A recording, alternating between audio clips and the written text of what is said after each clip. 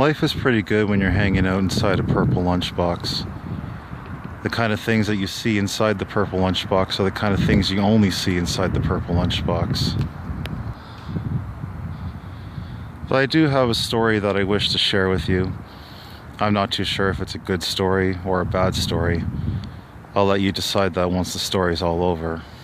But hey, let's go inside that purple lunchbox and see what we can find. What I ended up finding was a really nice, peaceful, quiet, friendly town that made you feel proud to live in.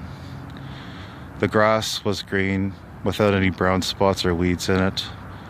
The trees were beautiful and healthy with lots of fruit. The air was fresh and crisp with no poisonous chemicals to breathe in. The water that flowed through the town was also fresh as well, clean enough to drink from. The sky was a beautiful blue, the way every sky should be. And of course, there's lots of good, friendly village folk that lived around the town who absolutely loved the person that you were and absolutely loved the time you spent with them. There's lots of things you could do inside this town. Here's what I chose to do. Collect the fruit from the trees, shake the trees and money will fall out. Other times I'd shake the trees and beehives would fall out. The bees will tear you apart, but it's okay. You didn't have to feel the pain if you didn't want to. I would also collect seashells around the seashore, go fishing in the river, big fish, small fish, etc. Collect a lot of rare, unique bugs with my trusty bug net.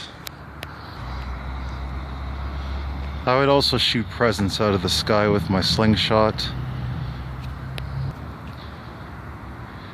You could even go digging for fossils and stuff like that. Lots of good things to collect. And of course, I did mention the friendly village folk. And then what I would end up doing with all the stuff that I collected around town, I'd take it down to the local pawn shop and sell it for a whole lot of money so I could pay off the loan of my house. Everything was going good. Everything was perfectly fine. Until I decided to neglect the town for 13 long years. Instead of taking all the money that I made from the pawn shop and putting it towards the loan of my house, I took the money, disappeared into fat air, and spent the whole thing on drugs. Every last bit of it. When I returned to the town 13 years later, things seemed different. A lot different. The complete opposite, actually. The green grass turned into the color of horseshit brown with lots of weeds in it. The trees were dead and bare without any fruit. The fresh, crisp air turned into dust and sand particles with lots of poisonous chemicals to breathe in. The water that was flowing through the town was completely dried up with all the dead fish at the bottom. The sky that was once blue turned into a dark red, and it stayed that way throughout every hour of the day and night. And last but not least, the worst part of all, the village folk were gone, and all their houses were gone with them. No one was around. I ended up saying to myself, who brought this shit pile in here? So I ended up making a run down to the only place that was left standing within the mess, the pawn shop, hoping there would be something there. I went inside the shop, and there was nothing on the shelves. Everything was bare. The only thing that was within the pawn shop was this huge sack of bones.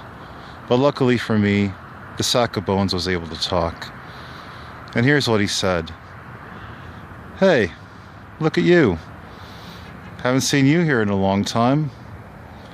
What ever brought you back? I guess you're not liking the look of this place either, eh? Yeah, neither am I. But look, since you're here right now, I have a favor I'd like to ask of you. And it's a really big one. What we're going to do is we're going to clean up this place left, right, and center. So pull all the weeds out of the grass, take a broom and dustpan with you, clean up whatever mess. Maybe if possible, you could build some kind of air filtration machine so we could filter out the air. I also like to see water in this place too. And maybe turn that red sky back to blue. And maybe once we do all this, all the town village folk will come back. Basically what I'm asking of you, to wrap this whole thing up into one big nutshell, is I am looking for fresh faces and new blood. Can you do that for me? Well, I didn't say yes. I also didn't say no. I didn't say the word maybe either. For the fact, I actually didn't say anything. And the huge sack of bones just goes ahead and says, okay, sounds good. That's what I want to hear. You're on the job. So go out there and make shit happen. And well, that's what I did. I pulled the weeds out of the horseshit brown grass. I took the dustpan and broom with me everywhere to sweep up whatever mess I could find. It was impossible for me to build an air filtration machine to filter out the air. I'm not a handyman when it comes to stuff like that. I couldn't bring water back to the place either, because I'm not God. I couldn't turn the red sky back into a blue sky. And to top it all off, the village folk wasn't coming back. It all seemed pretty hopeless. And God, there were so many times I just wanted to push the reset button. Just reset all this, you know? But as I reach for the reset button, this guy in a Ninja Turtle outfit comes up to me and says, look, that button, don't push it, okay? Just whatever you do, do not push that button. Trust me on this. We got some work to do here. Now, usually when a guy in a Ninja Turtle outfit comes up to me and starts telling me what to do, the first thing I'm thinking is the guy is full of shit and I'm just going to push the button anyways. But then I decided, you know what? Maybe I should listen to him and continue on with my work. There is work to be done here. Along with cleaning up everything, I all of a sudden see a house just appear out of nowhere. And the first thing I'm thinking is, wow, we're finally getting some village folk back. Let's go meet the guy. I knock on the door. No one answered. I turned the doorknob. It was locked. Being the nosy neighbor that I am and all, I even went looking into the window. When I looked inside the window, it was pitch black, except for these two little red dots that were in the distance of it all. It looked like two red eyes staring back at me. I was shocked. And by this time I said, you know what? I've had enough for tonight. Let's just go to bed. And that's what I did. The next morning came around and I wasn't even able to get my cup of coffee as I hear a banging on my door. It was the guy in the Ninja Turtle outfit.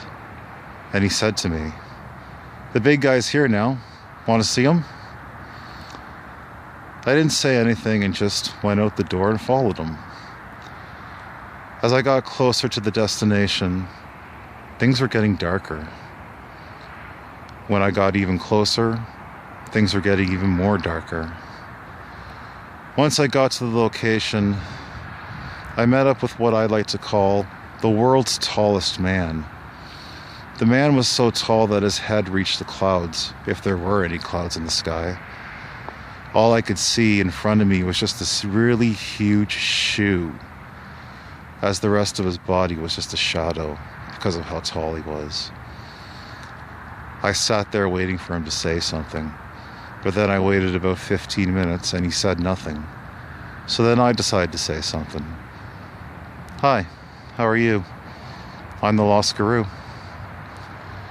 And he answers me back saying, I, the behemoth. I was really shocked. I started to sweat.